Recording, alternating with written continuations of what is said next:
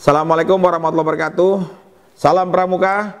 Saya Adi Aksa Daud, Ketua Kuarnas Gerakan Pramuka periode 2013-2018. Saya ingin menyampaikan sehubungan dengan adanya video akhir-akhir ini yang diviralkan, di mana video itu diambil tahun 2013 pada sebuah acara Hizbut Tahrir Indonesia, di mana saya hadir sebagai undangan. Saya tegaskan lagi, saya hadir sebagai undangan, bukan sebagai anggota, bukan juga sebagai simpatisan. Saya hanyalah undangan bersama tokoh-tokoh lainnya. Dan kemudian itu diviralkan, saya dituduh anti Pancasila. Kemudian berkembanglah berbagai macam untuk mendiskreditkan saya. Saya ingin tegaskan bahwa sekali lagi, saya kalau dituduh anti Pancasila, naif buat saya. Tolong cek riwayat hidup saya. Tolong cek kiprah saya. Sejak saya mahasiswa, ketua senat mahasiswa, kemudian saya masuk organisasi, saya masuk kemudian KNPI, saya ketua KNPI Jakarta Pusat, saya ketua KNPI Jakarta, saya ketua DPP KNPI, ketua umum DPP KNPI, sampai saya kemudian menjadi Menpora 5 tahun. Semua kursus saya sudah lalui. Saya ikut bela negara, kader P4 tingkat nasional, saya ikut Tarpatnas, saya ikut Suspatnas, bahkan Lemhanas Pemuda saya sudah ikuti.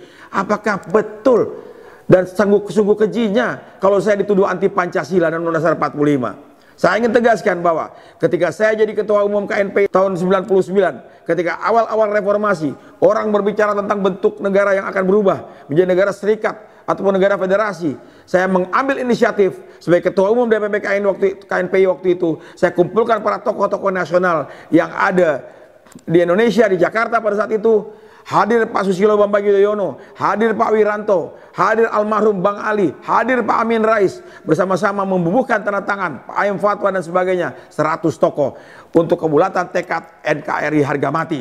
Dan saya minta kepada saudara saya Dharma Oratmangun membuat sebuah lagu berjudul Jangan Robek Merah Putihku. Itu awal reformasi, dan tanda tangan itu terpatri di DPP KNPI. Hanya karena saya hadir di acara perhelatan Hizbut Tahrir yang saya pikir dalam benak saya adalah gerakan dakwah, ya. Kemudian saya dituduh anti Pancasila.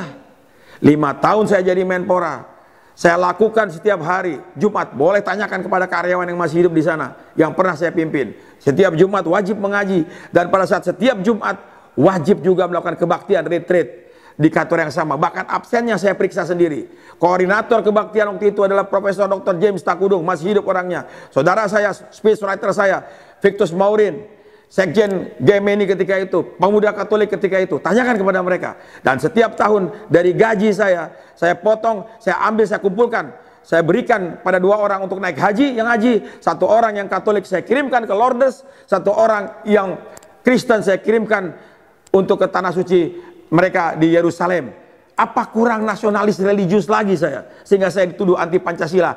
Clear bagi saya. Ingin menjelaskan kepada teman-teman, adik-adik pramuka dimanapun berada, sabarlah, sadarlah bahwa zaman ini adalah zaman era keterbukaan.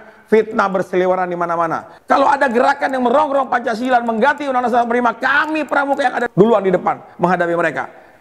Ingat itu, sejarah bangsa ini, Pancasila ini luar biasa dibikin oleh para leluhur bangsa kita, para founding father bangsa kita. Dan selama saya menjabat sebagai ketua pramuka, tolong cek, telusuri melalui internet, telusuri melalui medsos apa yang kami lakukan. Setiap tanggal 1 Juni Pancasila kami lakukan pertemuan besar-besaran, kami lakukan pentas teater, pembacaan puisi dihadiri oleh Bapak Tri Sutrisno. Masih hidup beliau, masih sehat beliau. Setiap tahun kami berdiskusi di rumah beliau supaya bagaimana pramuka menjadi garda terdepan bagi anasir-anasir, para komunis, para ekstrim yang akan berubah dasar negara kita. Kita paling depan. Mengapa sekarang saya justru dituduh sebagai orang anti Pancasila? Na'udzubillah min dzalik.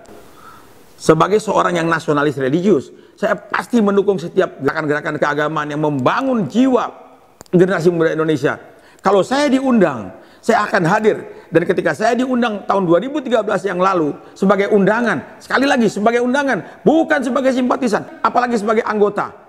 Oleh karena itu saya katakan, ketika dia menjadi gerakan dakwah, pasti kita akan datang. Tapi kalau sudah berubah menjadi gerakan untuk mengganggu atau mengganti Pancasila Undang-Undang 45, kita pramuka akan berada paling depan. Kami keluarga pejuang, kakek kami pejuang, kakek kami, adik kakek kami dibunuh karena mempertahankan Pancasila di Sulawesi. Bahkan keluarga kakek kami mengibarkan bendera merah putih tanggal 23 Januari tahun 45. Bagaimana kami bisa mengkhianati Pancasila?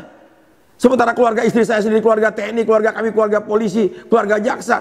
Kata-kata saya camkan baik-baik, kenikmatan yang Tuhan berikan kepada bangsa ini setelah keimanan adalah tanah air Indonesia. Oleh karena itu, tegas saya katakan sekali lagi, stop para provokator-provokator yang mencoba untuk mengeruk di air yang keruh itu, keuntungan-keuntungan dan mendiskreditkan saya. Dan terus-menerus memviralkan ini seakan-akan kita atau saya adalah orang-orang yang anti Pancasila. Sekali lagi saya katakan, bangsa ini sebagai bangsa yang nasionalis religius bisa merdeka karena dengan dua kata. Yang pertama merdeka, dan yang kedua adalah Allahu Akbar. Itu adalah nasionalisme religius yang kita miliki. Moto hidup saya, hidup hanya sekali, gunakan untuk mengabdi kepada ilahi Rabbi dan membangun negeri Indonesia tercinta ini agar tidak menyesal nanti surga tujuan abadi. Merdeka, salam pramuka. Saya Diaksa Daud. Assalamualaikum warahmatullahi wabarakatuh.